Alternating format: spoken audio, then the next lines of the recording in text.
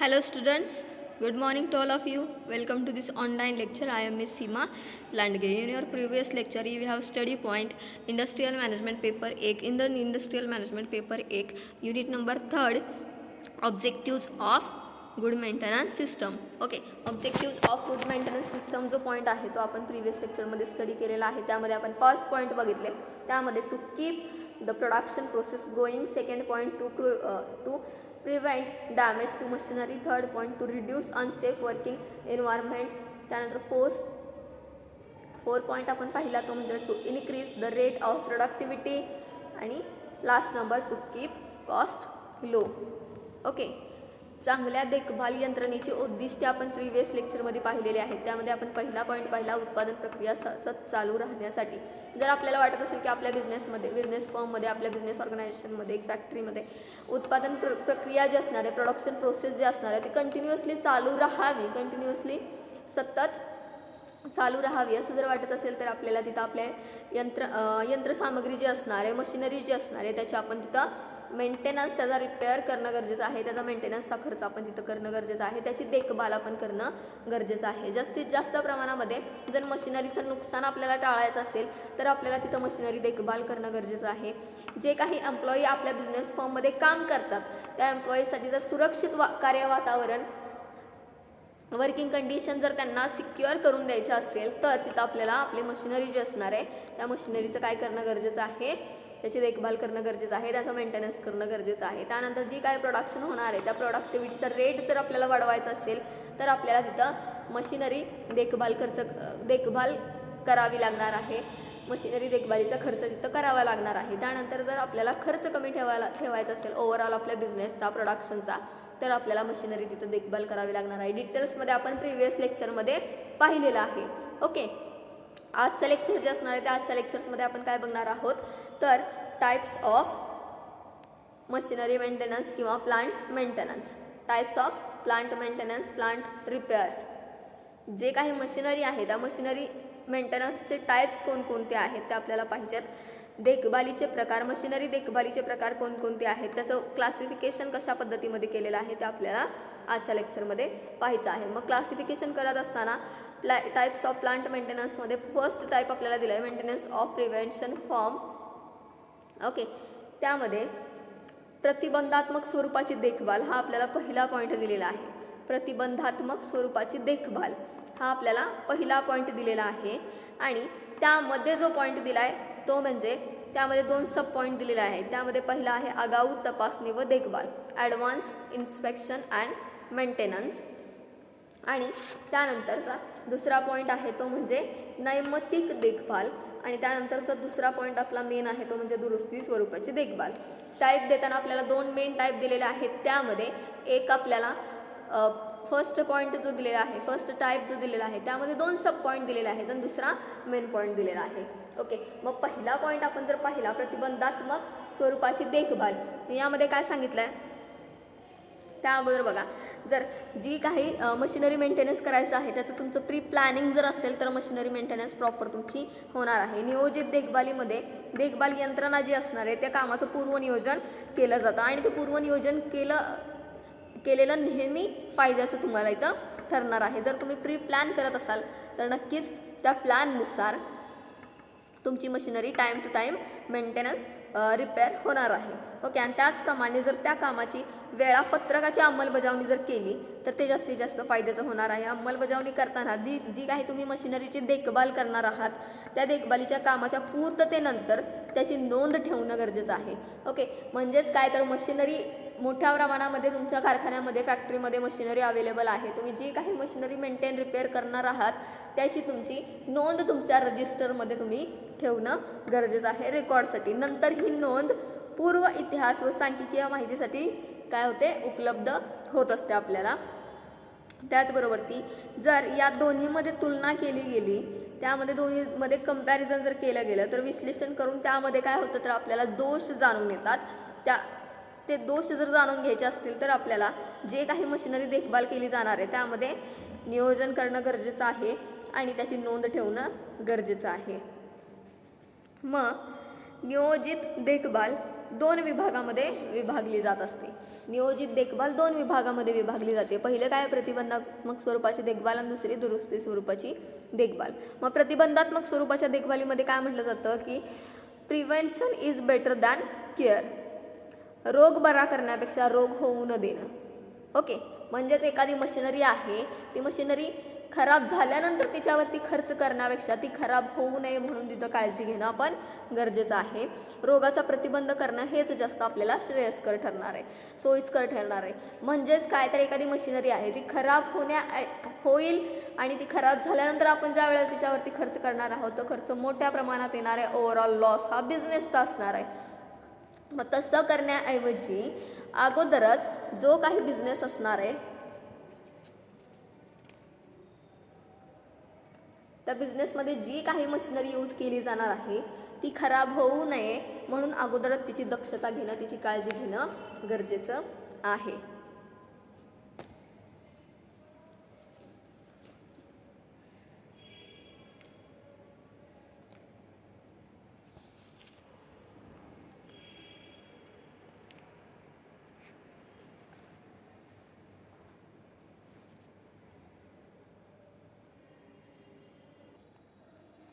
म्हणजेच काय, तर एखाद्या मशिनरीकडे प्रॉपर लक्ष देणं गरजेचं आहे. ओके, यंत्रसामग्रीमध्ये मशिनरीमध्ये बिघाड निर्माण झाल्यावर दुरुस्ती करण्यापेक्षा बिघाड निर्माण होऊ नये यासाठी दक्षता आपण घेणं गरजेचं आहे. प्रतिबंधात्मक उपाययोजना करणं हे आपल्यासाठी जास्त सोयीचं ठरत असतं.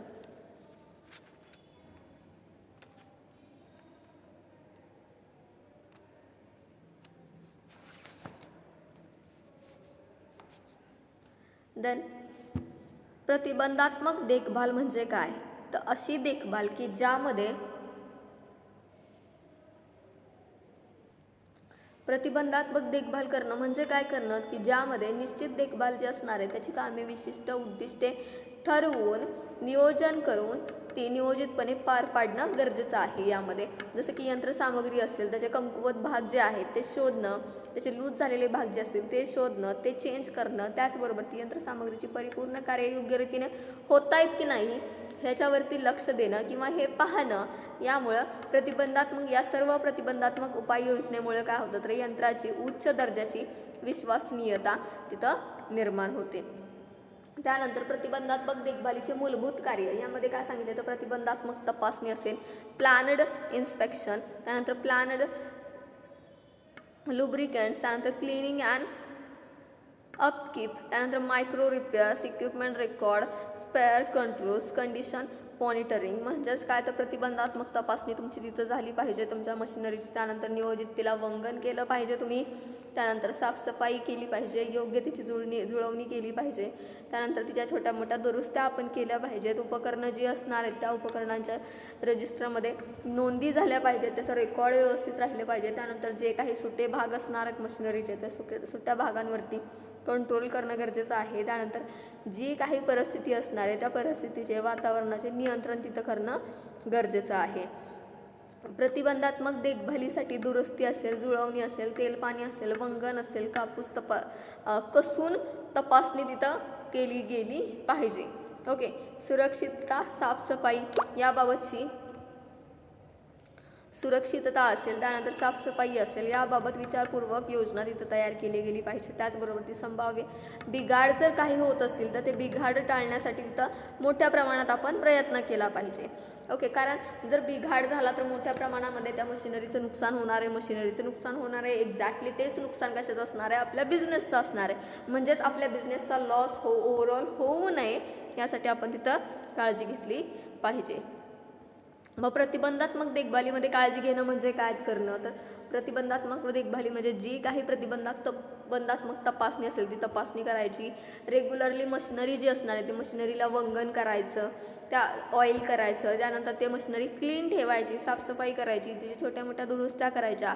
तिचे लूज काही पार्ट्स झालेले असतील तर ते पार्ट्सवरती पार्ट्स ते चेंज करायचं, त्याचं कंट्रोल करायचं, हे काम तिथं करणं गरजेचं आहे. त्यानंतर यामध्ये काय सांगितलं तर प्रतिबंधात्मक देखभालीचे 2 सब टाईप्स आहेत. ओके, पहिला काय आहे, आगाऊ तपासणी देखभाल, त्यानंतर नैमित्तिक देखभाल. आगाऊ तपासणी व देखभाल यामध्ये काय सांगितलं आहे, यंत्रसामग्रीमध्ये सर्वसाधारणपणे जे बिघाड होतात लहान प्रमाणामध्ये असतील मोठ्या प्रमाणामध्ये असतील, त्यामुळे काय होतं तर झीज होण्याची शक्यता मोठ्या प्रमाणामध्ये असते आणि असे बिघाड हे प्रत्यक्ष होण्यापूर्वीच यंत्रसामग्रीची तपासणी केली जाते. बघा, जे काही बिघाड आहेत यंत्रसामग्रीमध्ये ते होण्यापूर्वीच यंत्राची मशिनरीची जर आपण तपासणी केली तर ते बिघाड होणार आहेत का, तर ते बिघाड तिथं होणार नाहीत. त्यामुळे मशिनरीची झीज मोठ्या प्रमाणात होणार आहे का, तर मशिनरीची झीज मोठ्या प्रमाणामध्ये तिथं होणार नाही. आणि हे सर्व बिघाड कशामुळे होत आहेत, मशिनरीला झीज कशामुळे होतीये हे आपण शोधून काढणं गरजेचं आहे. त्याचा शोध घेतला पाहिजे, ते फाइंड आउट करणं गरजेचं आहे. यामुळे जे काही बिघाड होणार आहेत ते बिघाड होण्यापूर्वीच आपण काय करतो तर त्याची काळजी तिथं घेत असतो. यासाठी तपासणीचे वेळापत्रक बनवले जाते. झिजलेले किंवा बाद झालेले जे काही भाग आहेत मशिनरीचे ते रात्रीच्या वेळी किंवा ज्या दिवशी त्या मशिनरीला सुट्टी असेल किंवा त्या मशिनरीवरती काम केलं जात नसेल त्या दिवशी ते भाग काय करणं गरजेचं आहे, चेंज करणं गरजेचं आहे, त्या भागाची दुरुस्ती करणं गरजेचं आहे. त्यामुळे उत्पादन कार्यामध्ये कमीत कमी व्यत्यय निर्माण होतो. ज्या वेळेला उत्पादन कामामध्ये कमीत कमी व्यत्यय होतो ते नेहमी फायद्याचं ठरत असतं. कारण ज्या वेळेला कामामध्ये व्यत्यय येतो त्यावेळेला प्रोडक्शन प्रोसेस काय होते, ब्रेक होते. ओके, मोठ्या प्रमाणामध्ये नुकसान तिथं होत असतं. प्रत्येक यंत्राची उपकरणाची तपासणी केली जावी. प्रत्येक यंत्राची उपकरणाची ही तपासणी केली जावी आणि ती केली गेली पाहिजे. ती तपासणी केली जावी. यासाठी जास्तीत जास्त प्रमाणामध्ये वेळापत्रक तयार करणं गरजेचं आहे आणि हे वेळापत्रक तयार करत असताना संपूर्ण मशिनरी तिथं विचारात घेतली पाहिजे. यंत्र अथवा उपकरणाचा प्रकार जो आहे, जी काही मशिनरी असणार आहे ती कोणत्या पद्धतीची असणार आहे ते लक्षात घेतलं पाहिजे. उपकरणाचा प्रकार कोणता आहे तो लक्षात घेतला पाहिजे. त्याचबरोबर ती मशिनरी अखंडित राहण्यासाठी तिची उपयुक्तता किती आहे हे आपण लक्षात घेतलं पाहिजे. तिची झीज होण्याची सुरुवात केव्हापासून आहे ते सुद्धा इथं लक्षात घेतलं पाहिजे. किती प्रमाणामध्ये तिची झीज झालेली आहे हे आपण तिथं लक्षात घेतलं पाहिजे. आणि यामुळं जे काही प्रत्यक्ष बिघाड किंवा प्रत्यक्ष बिघाडाचा जो काही कालावधी आहे तो मशिनरीचा तो लक्षात घेतला पाहिजे आणि त्याचं तिथं वेळापत्रक आपण बनवलं पाहिजे. मग यंत्र देखभालीच्या संबंधी प्रत्येक यंत्रसामग्री जी असेल ती यंत्रसामग्री अभियंत्याच्या कार्यालयामध्ये एक कार्ड ठेवलं जात असतं. जो कोण अभियंता असेल त्याच्या कार्यालयामध्ये त्याच्या ऑफिसमध्ये एक कार्ड ठेवलं जातं आणि त्या कार्डमध्ये यंत्रसामग्रीचं नाव, त्या यंत्राची माहिती, तपासणीची तारीख किती आहे, त्यामध्ये संभाव्य बिघाड काय झालेला, त्यामध्ये रिपेअर आपण काय केलं इत्यादी रेकॉर्ड्स तिथं ठेवावं लागत असतं. आणि तपासणीच्या डेटनुसार ते कार्ड जे असतात ते कार्ड लावावे लागतात. यामुळे काय होतं तर प्रत्येक दिवसाच्या तपासणीच्या नोंद त्या कार्डावरती अवेलेबल राहतात आणि हे पाहून आज कोणत्या यंत्राचं चेकिंग झालं ते आपल्याला लगेच समजतं.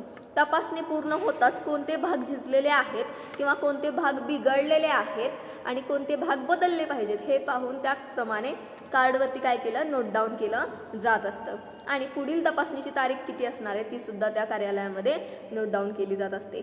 संभाव्य जो काही बिघाड झालेला आहे त्या बिघाडाचा शोध घेण्यासाठी जी काही तपासणी करावी लागते ती नियमित स्वरूपाची जर असेल तर अशा देखभालीमुळे जे काही पूर्ण वेळ कायम स्वरूपाचे कर्मचारी नेमावे लागतात ते तिथं नेमणं गरजेचं आहे. आणि ते कर्मचारी कसे असले पाहिजेत तर तज्ज्ञ असले पाहिजेत. त्यांना ती मशिनरीचं नॉलेज हे पूर्ण असलं पाहिजे. विदाऊट मशिनरी नॉलेज आपण कर्मचारी तिथं नेमू शकत नाही. आणि या कर्मचाऱ्यांकडे फक्त तपासणी जी आहे ती तपासणी करण्याचं काम दिलं जात असतं. आणि त्यांच्याकडे बिघाडाची दुरुस्ती, भागांचा बदल करणे किंवा सेवा कार्य अशी कार्ये सोपवू नयेत ही कार्य करण्यासाठी स्वतंत्र कर्मचारी आपल्याला नेमावे लागतात.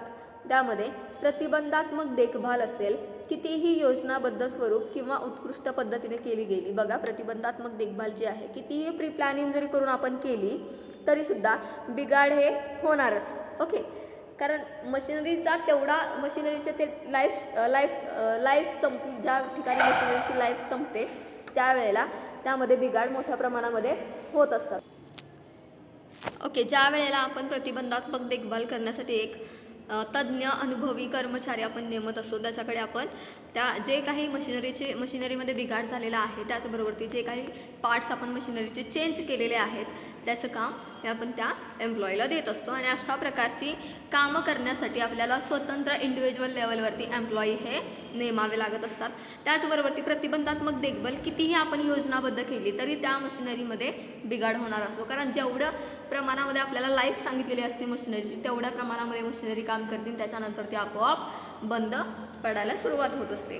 हा झाला आपला पहिला टाईप, जो की प्रतिबंधात्मक स्वरूपाची देखभाल. त्यामध्ये आपण काय पाहिलं तर आगाऊ तपासणी आणि देखभाल आपण पाहिलेलं आहे.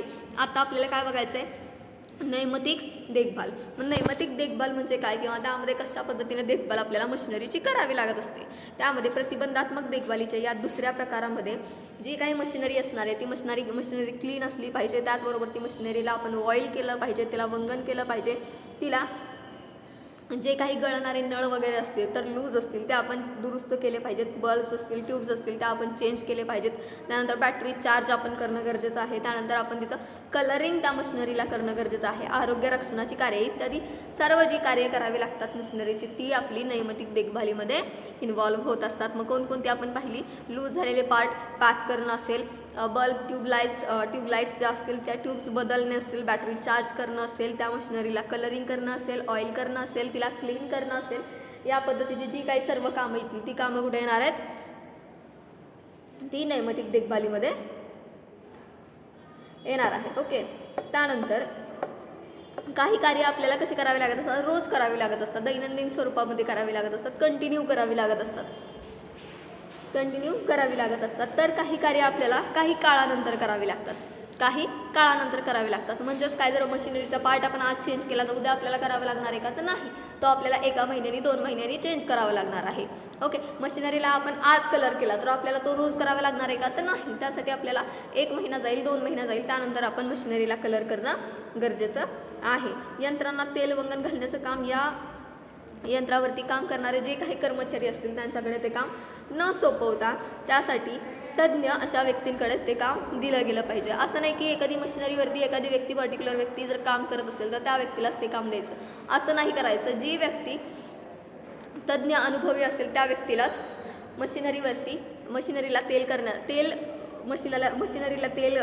तेलाचं काम असेल किंवा वंगण घालण्याचं काम असेल ते त्या तज्ज्ञ व्यक्तीला देणं गरजेचं आहे. त्याचे वेळापत्रक जे असेल, त्या कामाचे जे वेळापत्रक असेल, मार्ग निश्चित करणं गरजेचं आहे. आणि त्या वेळापत्रकानुसार ते काम होतंय की नाही हे चेकआउट तिथं करणं गरजेचं आहे. ओके. काय पाहिलं आपण नैमित्तिक देखभालीमध्ये, तर नैमित्तिक देखभालीमध्ये आपण जी काही कार्य आपल्याला दैनंदिन जीवनामध्ये करावी लागत असतात, म्हणजेच मशिनरीवरती काम करणारे जे काही कर्मचारी असतील ते कर्मचारी दैनंदिन जीवनामध्ये त्या मशिनरीवरती काम करणाऱ्या व्यक्तींनाच ते काम दिलं पाहिजे का, असं काय आहे का, तर तसं काही नसून जी व्यक्ती तज्ज्ञ असेल, एक्सपिरियन्स असेल, अनुभवी असेल त्या व्यक्तीलाच ते काम दिलं गेलं पाहिजे. ओके.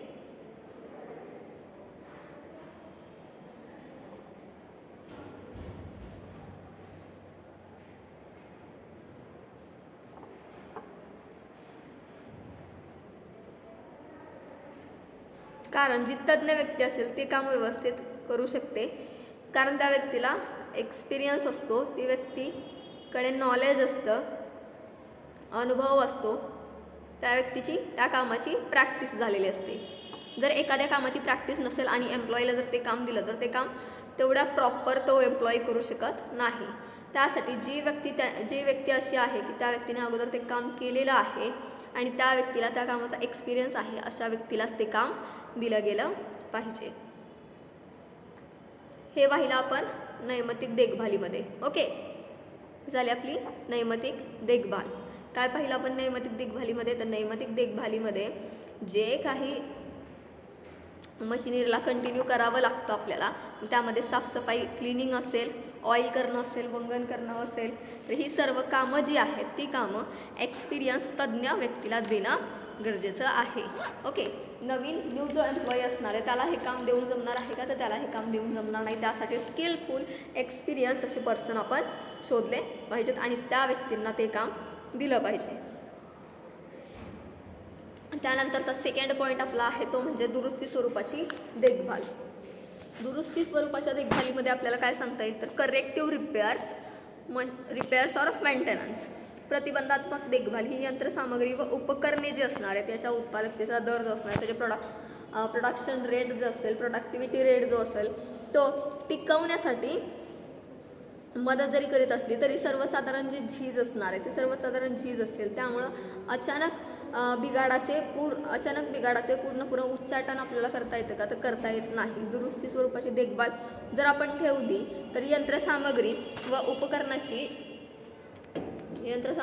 उपकरणाची असेल मूळची उत्पादन क्षमता आपल्याला टिकवून ठेवता येते. आणि ज्या वेळेला आपण मशिनरी जी असणार आहे त्याची प्रोडक्शन कॅपॅसिटी आपण टिकवून ठेवतो त्यावेळेला नक्कीच आपलं जास्तीत जास्त प्रोडक्शन आपण त्या मशिनरीवरती घेऊ शकतो आणि जास्तीत जास्त प्रॉफिटसुद्धा आपण तिथं मिळवू शकतो. ओके, मग वापर असेल, कालक्रमण असेल, अपघात असेल, वातावरणाचं प्रमाण इत्यादी कारणामुळं काय होतं तर जी मशिनरी आहे, इक्विपमेंट्स जे आहेत, बिल्डिंग जी आहे ती व इतर वस्तू जी असतील याचं काय होतं तर झीज मोठ्या प्रमाणामध्ये होते. वातावरण सतत चेंज होतं, त्याचा वापर जास्तीत जास्त होतो, जास्तीत जास्त काळापर्यंत ती वापरली गेली की काय होणार आहे, ॲटोमॅटिकली त्याची झीज आपल्याला होताना दिसून येणार आहे. आणि त्यामुळं काय होतं तर बिघाड त्यामध्ये निर्माण होतात. झीज झाली वस्तूची जास्तीत जास्त काळापर्यंत वापर झाला की नक्कीच ती वस्तू बिघडणार आहे. जर काळानुसार जर वस्तू ती चालतच राहत असेल तर दुसऱ्या वस्तू निर्माण होत नसत्या. ओके, सो लक्षात घ्यायचं की काही काळ जर त्या वस्तूचा वापर झाला तर तिची झीज झालेली असणार आहे, काही काळ तिचा वापर झाला तर तिच्यामध्ये बिघाड निर्माण होऊ शकतात. मग अशा प्रकारे नादुरुस्त झालेल्या, जुन्या झालेल्या, झिजलेल्या, पडू लागलेल्या इमारती ज्या असतील, काही इमारती काळानुसार चालत आलेल्या, वर्षानुवर्ष चालत असलेल्या त्याची झीज होते, मग ते इमारती पडतात. त्यामध्ये उपकरणे, यंत्रे यांची वेळोवेळी दुरुस्ती आपल्याला करावी लागत असते. त्याचे जे काही पार्ट्स आहेत जे की खराब होणार आहेत ते योग्य त्यावेळी आपल्याला चेंज करावे लागत असतात आणि ती मशिनरी आपल्याला दुरुस्त करावी लागत असते. त्या भागांचं आपल्याला नूतनीकरण करावं लागत असतं. जेव्हा दुरुस्ती देखभाल ही इमारत यंत्रसामग्री उपकरणे यामध्ये बिघाड अथवा झीज झाल्यानंतर केली जाते. यामध्ये यंत्रे, उपकरणे, त्याचे सुटे जे भाग असतील त्यामधील मोडलेले किंवा झिजलेले भाग शोधून काढणं आणि त्या ठिकाणी नवीन भाग लावणं किंवा ते जुळणी करणं हे आपल्याला पूर्वस्थितीमध्ये ते करून आपल्याला ते काही मशिनरी असेल, उपकरण असेल आपल्याला आहे त्या कंडिशनमध्ये तयार करावं लागतं. मग त्यामध्ये कोणकोणत्या दुरुस्ती देखभालीमध्ये कोणकोणती कामे असतील किंवा कोणकोणते कार्य असतील त्याचा समावेश होतो. मग त्यामध्ये मशिनरी क्लीन करणं असेल, साफसफाई किंवा सेवा ठेवणं असेल, त्यानंतर पुनर्बांधणी किंवा पुनर्स्थिती प्राप्त करून देणे, सुधारणा वा बदल करणे, खराब भाग बदलून नवीन भाग बसवण्याचं जे काही प्लॅनिंग तुमचं असेल, जे काही नियोजन तुमचं असेल ते नियोजन असेल. त्यानंतर अचानक निर्माण होणाऱ्या जे काही अचानक पद्धतीनं मशिनरीमध्ये बिघाड निर्माण होणार आहेत ते बिघाड झालेली मशिनरी जी आहे ते क्लीन ठेवणं. त्याचबरोबर ती मशिनरी सतत त्या मशिनरीवरती लक्ष ठेवणं, रिपेअर करणं, कारण ऑलरेडी तिचे काही पार्ट्स आपण काय केलेले आहेत, चेंज केलेले आहेत. ओके, आणि त्याचबरोबर ते उत्पादन कार्यामध्ये जर ब्रेक पडला तर त्याची देखभालसुद्धा आपल्याला करावी लागते. कारण ज्या वेळेला उत्पादन कार्यामध्ये ब्रेक पडतो, प्रोडक्शन प्रोसेस ब्रेक होते, त्यावेळेला आपली मशिनरी एकतर बिघडलेली असते किंवा ती बंद पडलेली असते. ओके, हे आपण पाहिलं दुरुस्ती स्वरूपाच्या देखभालीमध्ये. दुरुस्ती स्वरूपाची देखभाल जी आहे, यंत्र देखभालीचे प्रकार जे आहेत त्यामध्ये आपण 2 प्रकार पाहिले. ते मध्ये प्रतिबंधात्मक स्वरूपाची देखभाल, दुसरा टाईप म्हणजे दुरुस्ती स्वरूपाची देखभाल. प्रतिबंधात्मक स्वरूपाची जी देखभाल होती त्यामध्ये आगाऊ तपासणी व देखभाल आणि दुसरा नैमित्तिक देखभाल आणि त्यानंतर दुरुस्ती स्वरूपाची देखभाल. ओके, सो या पॉईंटमध्ये आपण टाईप्स पाहिलेले आहेत. प्रिव्हियस लेक्चरला आपण काय पाहिलं तर good maintenance system. Okay, objectives of good maintenance system आपण प्रिव्हियसला पाहिले आणि त्याच्या अगोदरचं जे लेक्चर आहे त्यामध्ये आपण यंत्रसामग्री देखभाल म्हणजे काय, प्लांट मेंटेनन्स म्हणजे काय आपण पाहिलेलं आहे आणि त्याचबरोबर ती प्लांट मेंटेनन्सचे इम्पॉर्टन्स हा पॉईंट आपण तिथं चेकआउट केलेला आहे. ओके, सो या पद्धतीनं आपला 3rd युनिट इथं संपलेला आहे. आपण नेक्स्ट लेक्चर जे असणार आहे त्यामध्ये आपण 4th युनिट आपला जो असणार आहे तो आपण स्टार्ट करणार आहोत. ओके, कंपल्सरी लेक्चर हे सर्वांनी पूर्ण ऐकायचं. लेक्चर पूर्ण ऐकल्यानंतर कमेंट सेक्शनमध्ये तुमचं नाव पूर्ण मेन्शन करायचं आहे प्रेझेंटेसाठी. त्याचबरोबर जर तुम्हाला काही क्वेश्चन क्वेरीज असतील तर तुम्ही ते कमेंट सेक्शनमध्ये विचारू शकता. Okay, thank you.